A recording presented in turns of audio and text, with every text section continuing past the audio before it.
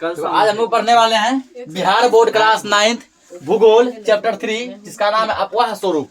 का लेक्चर 2 है। इससे पहले लेक्चर 1 अपलोड हो चुका है। यदि आप लोग नहीं देखे एक बार उसको देख लीजिएगा।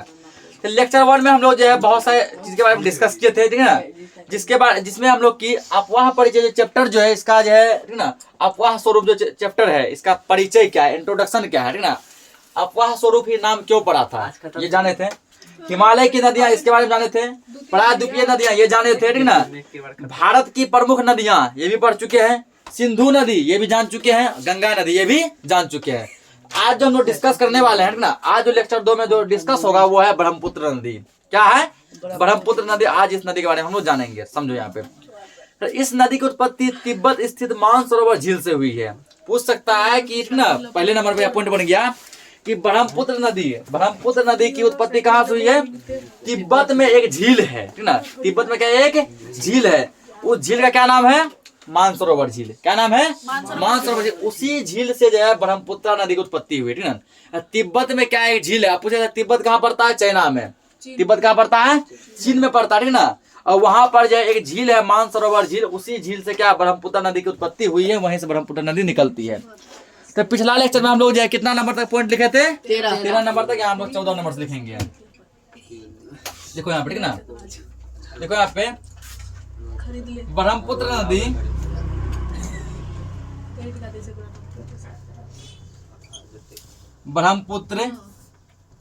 नदी की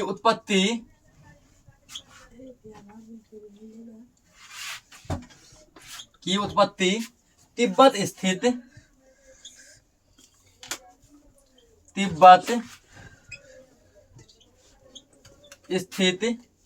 मानसरोवर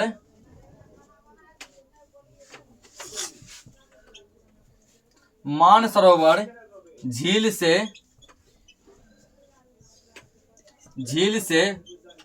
हुई है। ब्रह्मपुत्र नदी की उत्पत्ति कहाँ से हुई है? तो तिब्बत में जो है एक झील है जिसका क्या नाम है? मानसरोवर झील। इसी झील से क्या हुआ है? ब्रह्मपुत्र नदी की उत्पत्ति हुई है। इसकी लंबाई 2900 किलोमीटर से भी अधिक है, पर इसका अधिकांश प्रवाह क्षेत्र सिंधु की ही भांति भारत से बाहर स्थित है, ठीक ना। यानी कि जिस प्रकार की सिंधु नदी का अधिकांश क्षेत्र जो है भारत में नहीं पड़ता है, बल्कि कहाँ पड़ता है? भारत से बाहर पड़ता है। ठीक उसी प्रकार जो है ब्रह्मपुत्र नदी का भी जो है अधिकांश भाग वो क्या है? भारत से बाहर है। और इसकी कुल लंबाई कितनी है? 2900 किलोमीटर। और एक और जीके हम बता रहे हैं ना कि पूरे जो है सबसे लंबी नदी कौन सी है? किसके बारे में बता रहे? कौन सी नदी है? लिख लिया इसको, ठीक ना। अगला और पूछ सकता है कि इस नदी का जो है लंबाई कितना है। अगर पूछे कि पूरा भारत की सबसे विशाल नदी कौन है, याद रखना पूरे भारत की सबसे विशालतम नदी जो है वो सिंधु नदी होती है, ठीक ना। और इसकी लंबाई अगर पूछे ब्रह्मपुत्र नदी की लंबाई कितनी है, तो 2900 किलोमीटर से भी अधिक है। तो लिख लो यहाँ पे इसकी लंबाई, इसकी मतलब किसकी? ब्रह्मपुत्र नदी की। ब्रह्मपुत्र नदी की लंबाई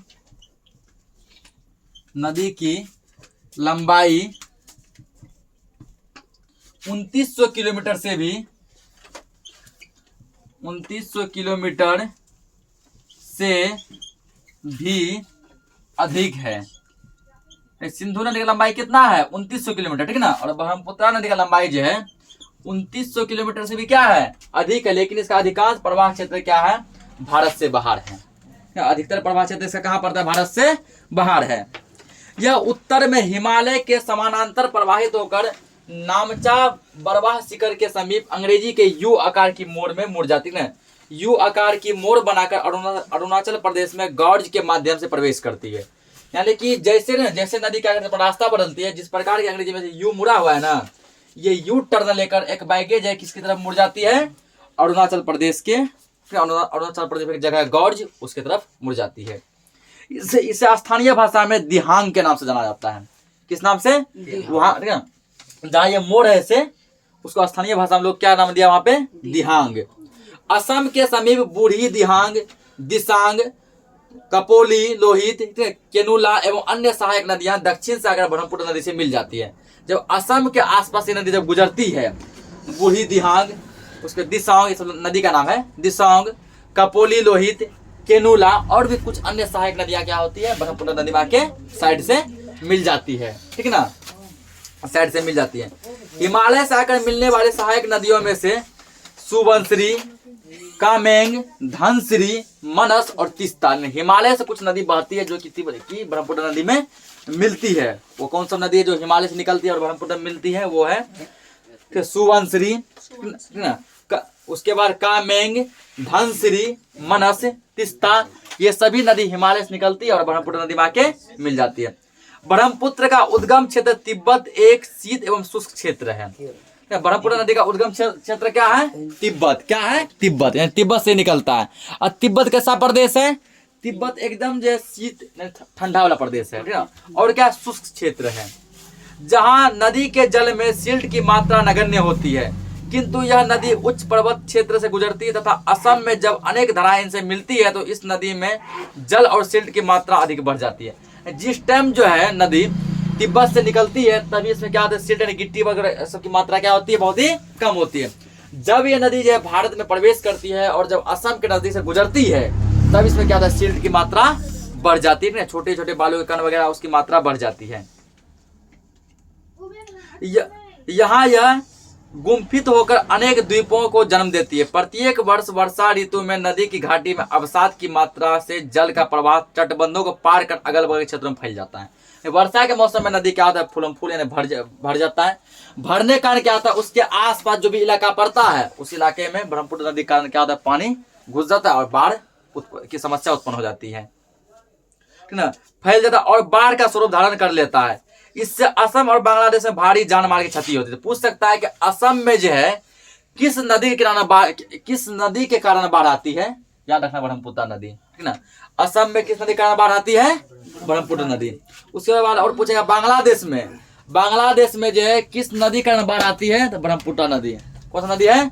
ब्रह्मपुत्र नदी के कारण जो है असम और बांग्लादेश में क्या आती है? बाढ़ आती है। अन्य हिमालयी नदियों की अपेक्षा ब्रह्मपुत्र नदी में सिल्ट की अधिक मात्रा में निक्षेप से नदी के मार्ग में बार बार परिवर्तन होता रहता है। उसके बाद यहाँ देखो एक मेन पॉइंट दिया गया, कहता है क्या आप जानते हैं ब्रह्मपुत्र नदी को तिब्बत में सोंगपो और बांग्लादेश में जमुना के नाम से पुकारा जाता है। यह एक प्रकार की पूर्ववर्ती नदी है। हम लोग अपने भारत में इसको कहते हैं ब्रह्मपुत्र नदी। क्या कहते हैं? ब्रह्मपुत्र नदी, लेकिन जो है तिब्बत में इसको ब्रह्मपुत्र नदी नहीं कहते हैं, इसको कहते हैं सोंगपो। लिख लो ये। पूछ सकता है ब्रह्मपुत्र नदी को तिब्बत में किस नाम से जाना जाता है? सोंगपो। ब्रह्मपुत्र नदी को बांग्लादेश में किस नाम से जाना जाता है? जमुना। बांग्लादेश में जमुना, तिब्बत में सोंगपो। देखो यहाँ पे ब्रह्मपुत्र नदी को दिख रहा है, ब्रह्मपुत्र नदी को तिब्बत में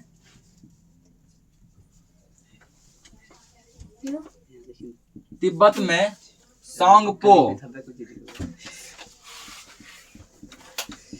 और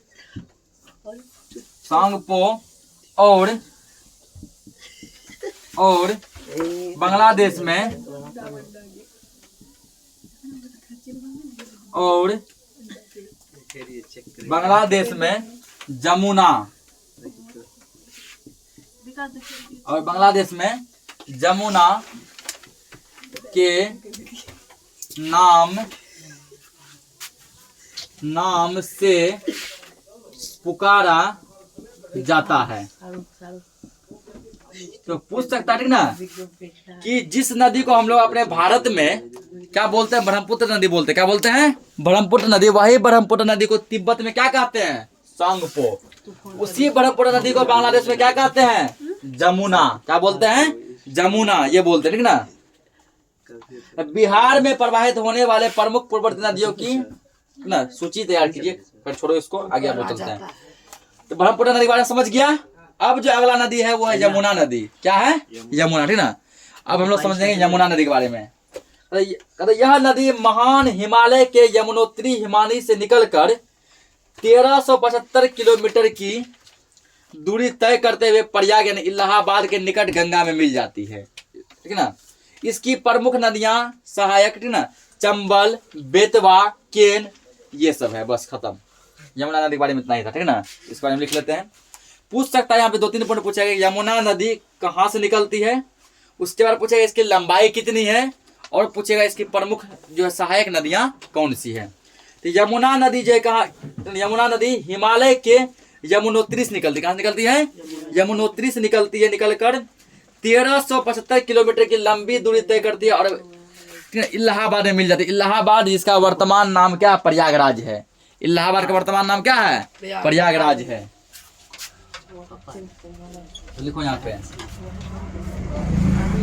तो यमुना नदी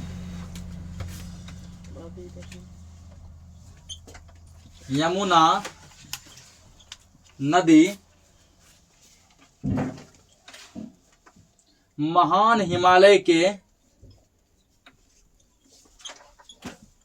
यमुना नदी महान हिमालय के यमुनोत्री, अलामत कीजिए, महान हिमालय के यमुनोत्री हिमानी से, यमुनोत्री हिमानी से निकलकर 1375 किलोमीटर की 1375 किलोमीटर की दूरी तय करते हुए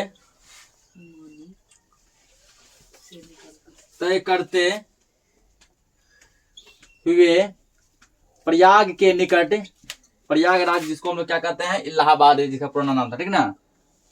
प्रयाग ब्रैकेट में हम लिखते हैं इलाहाबाद भी।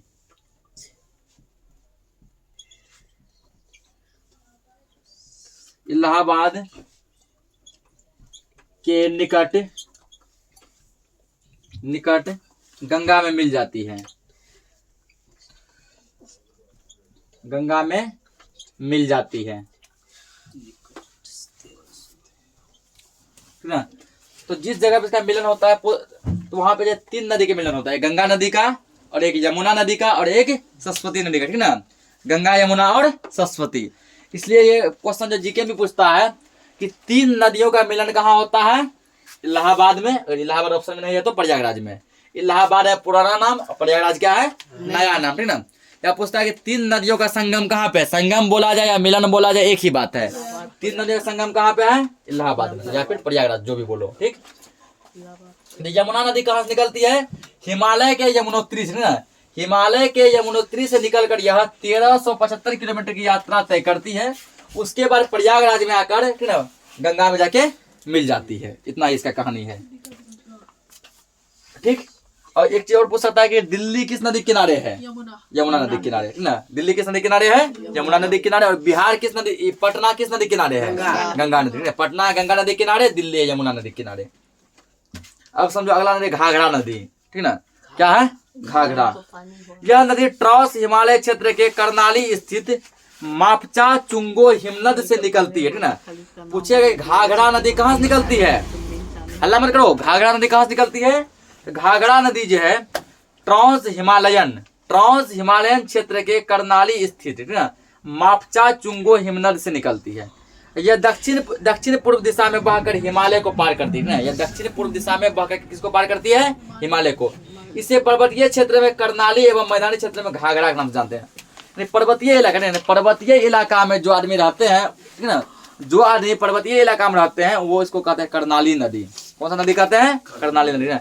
जो आदमी जो है मैदानी इलाका में, जैसे बिहार क्या एक मैदानी राज्य, ठीक ना। तो हम लोग किस इलाके में है? मैदानी इलाके में। तो जो मैदानी इलाके में रहते हैं, तो मैदानी इलाके में रहने वाले आदमी इसको घाघरा कहते हैं, घाघरा नदी, ठीक ना। हम लोग क्या कहेंगे इसको?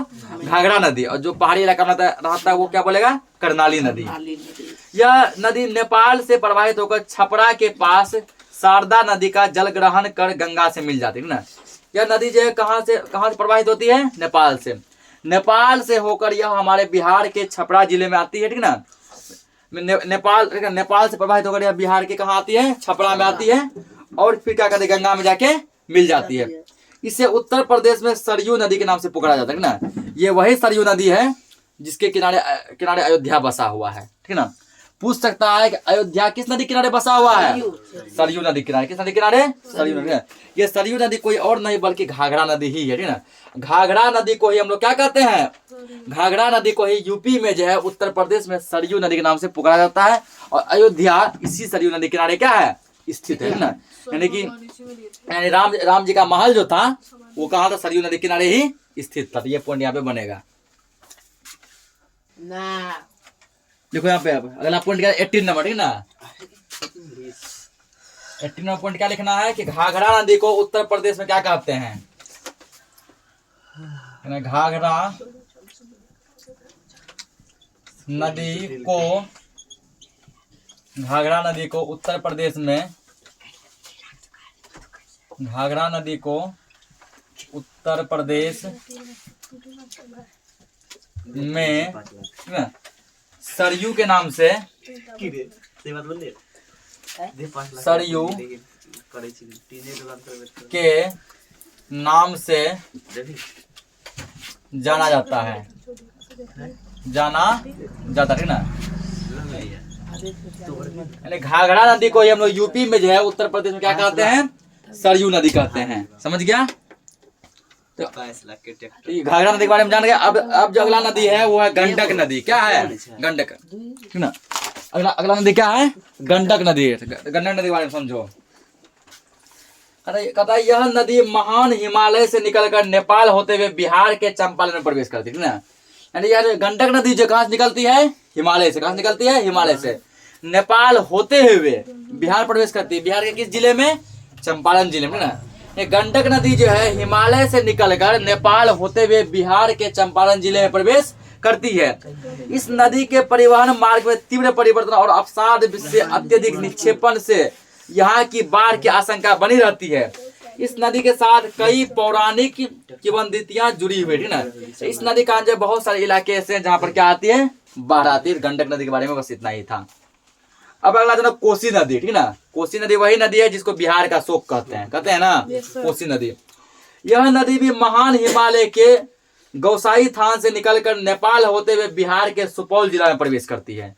पूछ सकता है कोसी नदी जो है कहाँ से निकलती है, तो हिमालय के किस जगह से ना, गोसाई थान से। ये लिख लो। इसलिए कोसी बारे में लिखाते हैं क्योंकि कोसी जो है बिहार का क्या कहलाता है, शोक नदी कहलाता है। और बिहार में बाढ़ आता है वो किसके कारण आता है, कोसी नदी कारण ही आता है, ठीक है। उत्तरी बिहार में बाढ़ का कोई कारण है वो कोसी नदी है। देखो कोसी नदी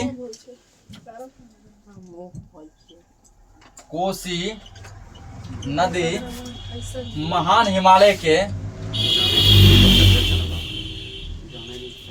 कोसी नदी महान हिमालय के गोसाई थान, अरे हल्ला करे मत करो, समझो ये सब बहुत बढ़िया चीज है। गोसाई थान से निकल कर जानेगा कि जिस नदी कारण हमारे बिहार में बाढ़ आती है उसका क्या इतिहास है, कहाँ से निकलता है। कोसी नदी महान हिमालय के गोसाई थान से निकलकर नेपाल होते हुए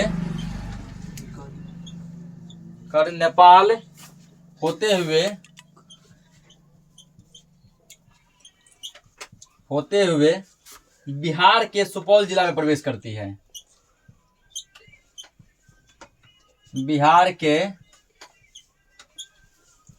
सुपौल जिला में प्रवेश करती है। इस पॉइंट से 2-3 ऑब्जेक्टिव बन जाएगा। पहला बन सकता है कि कोसी नदी जो है कहाँ से निकलती है, हिमालय के गोसाई थान से, ठीक ना। उसके बाद जो है कोसी नदी जो है, ठीक है, कहाँ से होकर बिहार में प्रवेश करती है, नेपाल से होकर, ठीक ना। कोसी नदी नेपाल से होकर बिहार के किस जिले में प्रवेश करती है, सुपौल जिला में। तो बहुत सा क्वेश्चन बन सकता है। उद्गम स्थल के समीप कोसी की मुख्य धारा अरुण कहलाती है ना। जहां से कोसी निकलती है गोसाई थान से वो होगा उद्गम स्थल। क्या कहलाया, उद्गम। जहां से कोई भी नदी निकलता है वह उसका उद्गम स्थल कहलाता है। तो उद्गम स्थल के पास यानी गोसाई थान के आसपास जो कोसी नदी की जो धारा बहती है उसको हम लोग कहते हैं अरुण। क्या कहते हैं, अरुण कहते हैं ना। इसकी अन्य सहायक धारा में मिलाची, भोटिया, सप्तकोशी, तांबा, लिखू, दुग्ध तथा तंबुर प्रमुख है, ठीक ना। ये सब क्या इसका प्रमुख धारा है। यह इसके अतिरिक्त भी कई अन्य धाराओं को समाहित कर कुर्सेला यानी कुर्सेला के निकट गंगा से जाकर मिल जाती है। यानी कोसी नदी जो क्या करती है ना, कोसी नदी जो है कुर्सेला के निकट क्या करती है, गंगा से जाके मिल जाती है, ठीक ना, और वही फिर जो है ना बह के जो भागलपुर की ओर प्रवेश करती है। यानी कि कुर्सेला के आसपास जो है कोसी और गंगा नदी का मिलन होता है, इसलिए ना कभी कुर्सेला जाएगा ना तुम, ठीक ना, वहाँ देखना जैसे कि स्वागत बोर्ड होता है ना कि नगर पंचायत कुर्सेला आपका स्वागत है, ठीक ना, तो वहाँ पे लिखा है कोसी और गंगा नदी के संगम स्थल, ठीक ना, कोसी और गंगा नदी के संगम स्थल कुर्सेला में आपका स्वागत है। कुर्सेला जो है कोसी और गंगा नदी का क्या संगम है, ठीक है, कोसी और गंगा नदी दोनों जो कहीं मिलता है आपस में, वो कहाँ मिलता है, कुर्सेला में मिलता है ना, कहाँ पे, कुर्सेला में, कुर्सेला इनका जगह मिल जाती है। इस नदी की लंबाई 230 किलोमीटर है। पूछ सकता है कोसी नदी की लंबाई कितनी है, 230 किलोमीटर, है ना, तो ये लिख लो। अब पूछ सकता है कोसी और गंगा नदी का संगम कहाँ होता है, कुर्सेला में। यह इसका अतिरिक्त भी कई अन्य धाराओं को समाहित कर कुर्सेला के निकट गंगा से जाकर मिल जाते हैं, लिख लो ना, कोसी और गंगा सर, कोसी और गंगा नदी का, कोसी और गंगा नदी का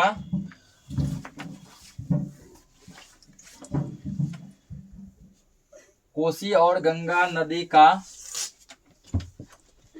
संगम कुर्सेला, कोसी और गंगा नदी का संगम, क्या दिया कुपन बन रहा है, कुर्सेला में होता है। तो कोसी और गंगा नदी का संगम कुर्सेला में होता है।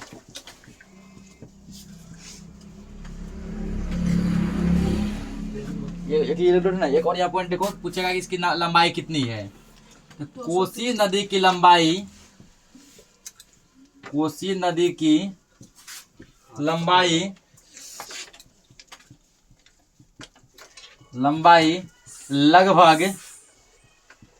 लगभग 230 किलोमीटर है। कोसी नदी की लंबाई कितनी है, 230 किलोमीटर, है ना, लगभग 230 किलोमीटर।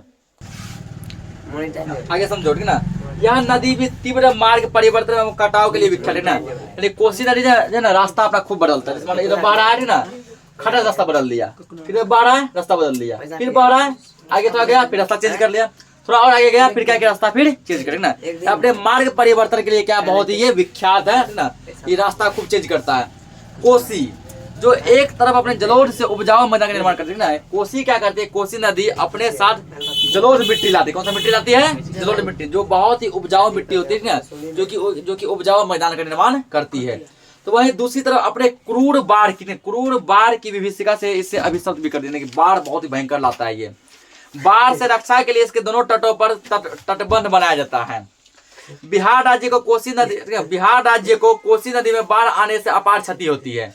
ठीक है, बिहार राज्य को सबसे क्षति यदि किसी नदी कारण होती है वो कोसी नदी का ना, इसीलिए जो है कोसी को बिहार का शोक कहा जाता है। ये लिख लो, ठीक ना, ये तो हजारों बार लिखा है, अब जब पॉइंट आया है लिख लो ना। ठीक है, यहाँ पे कोसी नदी को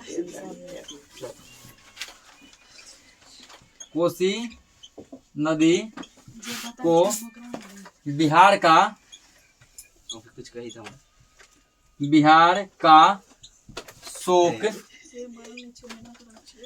का शोक कहा जाता है। ये तो बचपन से पता है सबको कि किस नदी को बिहार का शोक कहते हैं, कोसी नदी को। अगला जो आप नदी है वो है नर्मदा नदी। कौन सा नदी है, नर्मदा। कोसी नदी के बारे में जान गए इतना, नर्मदा नदी जानो।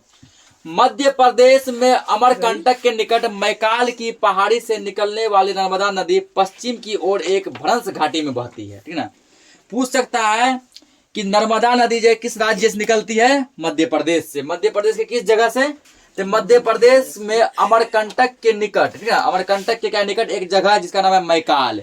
मैकाल की पहाड़ी से यह निकल कर जो है पश्चिम की ओर भ्रंश घाटी में जाके बहती है। खंभात की खाड़ी भड़ोच के निकट में गिरने से पूर्व विविध दर्शनीय स्थलों का निर्माण करती है ना। यानी कि जब ये खंभात की खाड़ी में जब ये गिरती है ना, वहाँ गिरने से पहले क्या करती है, बहुत सारे जो ऐसे दर्शनीय स्थल का निर्माण करती है, जो कि ना एक जो आकर्षक केंद्र जो कि देखने लायक है। जबलपुर के निकट भेड़ाघाट में संगमरमर के शैलखंडों में यह नदी गहरे गौड़ से बहती तथा धुआंधार प्रपात यानी कपिल धारा का निर्माण करती है। नर्मदा की अधिकांश सहायक नदियां छोटी छोटी है जो समकोण पर मुख्य धारा से मिलती है। इस नदी की लंबाई 1312 किलोमीटर जो मध्य प्रदेश और गुजरात राज्यों में प्रवाहित होती है ना। ये नर्मदा नदी जो है भारत के 2 राज्यों में बहती है, मध्य प्रदेश और गुजरात। मध्य प्रदेश और गुजरात, ठीक ना। पूछ सकता है कि नर्मदा नदी की लंबाई कितनी है, तो 1312 किलोमीटर। ये लिख लो कि नर्मदा नदी की लंबाई कितनी है, लिखना है यहाँ पे ना कि नर्मदा नदी की लंबाई, नर्मदा नदी की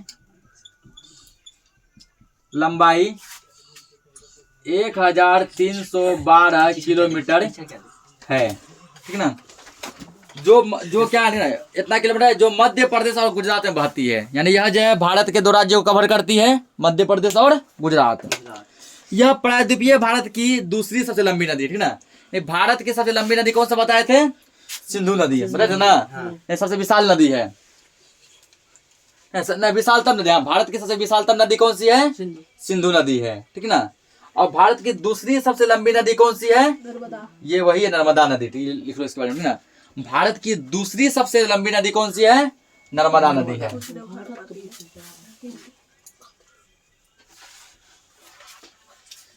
नर्मदा नदी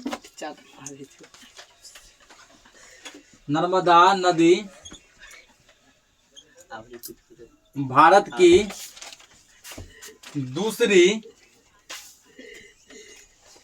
की दूसरी सबसे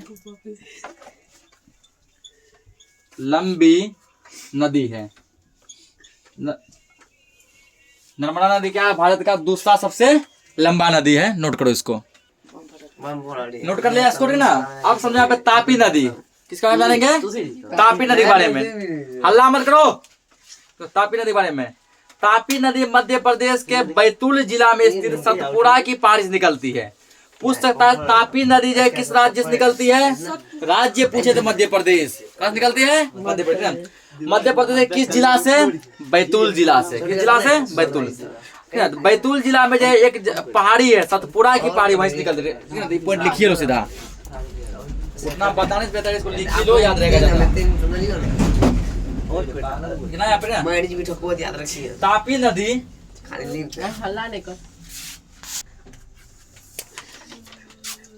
तापी नदी, तापी नदी मध्य प्रदेश के, तापी नदी मध्य प्रदेश के बैतूल जिला में, बैतूल जिला में स्थित सतपुड़ा की पहाड़ी से निकलती है। सतपुड़ा की पहाड़ी से निकलती है। अब यहाँ जो है तुम लोग 2-3 चीज जान गया। अगर पूछ दिया जाएगा सतपुड़ा की पहाड़ी किस राज्य में है, मध्य प्रदेश में। कहाँ है, मध्य प्रदेश। एक चीज ये जान गया, और कई बार पूछता भी है। और तापी नदी जो है किस राज्य से निकलती है, मध्य प्रदेश से। अगर मध्य प्रदेश किस जिला से, तो बैतूल जिला से। किस जगह से, सतपुड़ा की पहाड़ी से। यह नर्मदा नदी की भांति भ्रंश घाटी से निकलकर नर्मदा के समानांतर मध्य प्रदेश, गुजरात एवं महाराष्ट्र राज्यों से होते हुए खंभात की खाड़ी में गिरती है। यह जो है 3 राज्यों कवर करती है। किसको किसको, मध्य प्रदेश, गुजरात और महाराष्ट्र होते हुए खंभात की खाड़ी में जाके गिर जाती है। सूरत के निकट पूर्णा इसकी एकमात्र नदी है, ठीक है। सूरत के आसपास एक नदी है पूर्णा, जो इसका क्या है, सहायक नदी वगैरह कुछ होगा। इसके अतिरिक्त पश्चिम की ओर बहने वाली नदियों में गुजरात की साबरमती तथा माही बहुत फेमस है। गुजरात का साबरमती और माही क्या फेमस है। इसके अतिरिक्त पश्चिमी घाट पर्वत से निकलकर अनेक नदियां अरब सागर में जाकर गिरती है, ठीक ना। बताए थे कि कौन कौन नदी जो है अरब सागर में गिरता है, बताए थे कि कौन कौन नदी बंगाल की खाड़ी में गिरती है, ठीक ना। ये कहाँ गिरती है, अरब सागर में। इनमें गोवा का मांडवी और जुआरी, कर्नाटक की कालिंदी, गंगावेली, उसके बाद दिया है सबरती, और केरल की पेरियार, ठीक ना, ये सभी नदियां ऐसी है, ये सब क्या है इसका प्रमुख नदी है। राजस्थान के मरुस्थलीय भाग से होकर बहने वाली नदियों में लूनी प्रधान नदी, ठीक है। पूछेगा राजस्थान के मरुस्थलीय भाग में जितनी भी नदी बहती है उनमें सबसे जो है फेमस, सबसे मेन नदी कौन सा है? लूनी नदी। कौन सा है? लूनी नदी। राजगीर में गर्म पानी का झरना तथा ककोलत का ठंडा पानी का झरना बिहार राज्य स्थित जलप्रपात के उदाहरण हैं। पूछेगा गर्म पानी का झरना कहाँ है?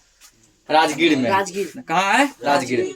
उसका ठंडा पानी झरना कहाँ है? ककोलत, ठीक ना। और ये राजगीर और ककोलत दोनों कहाँ है? बिहार में है, ठीक है। दोनों कहाँ है? बिहार में। तो राजगीर में गर्म पानी का झरना, ककोलत में ठंडा पानी का झरना, ये बिहार राज्य स्थित जलप्रपात के उदाहरण है, ठीक ना। यानी बिहार में जो है दो ऐसा जगह है, एक राजगीर एक ककोलत। राजगीर में गर्म पानी का झरना है, ककोलत में क्या है? ठंडा पानी का झरना, ठीक ना। तो आज के लिए इस लेक्चर को इतना ही रखते हैं।